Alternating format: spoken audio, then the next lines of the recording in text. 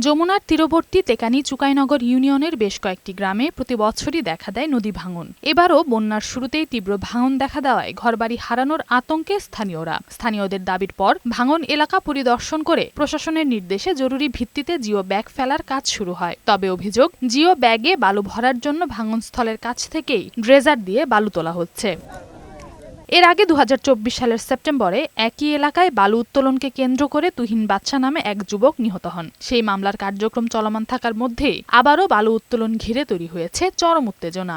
আমরা কোনো প্রকারে বাইর পাচ্ছি না, আমার হামকি দিচ্ছে, ও হামকি দিচ্ছে, আমরা নদী বান্ধাচ্ছি আমাদের বাড়ি ঘর আকার কিনে।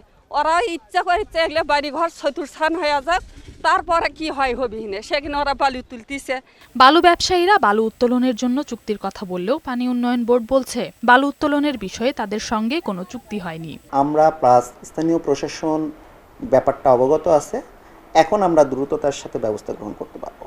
বিষয়টি গুরুত্বের সাথে দেখে অভিযুক্তদের বিরুদ্ধে ব্যবস্থা নেওয়া হবে বলে জানায় বগুড়া ১ আসনের সংসদ সদস্য। যতদিন পর্যন্ত বন্ধ না হয় এটা চলতেই থাকবে এই অভিযান, এবং অবৈধভাবে বালি উত্তোলনের কোনো সুযোগ নাই, ভবিষ্যতে থাকবে না। নওশীন জান্নাত, বৈশাখী সংবাদ।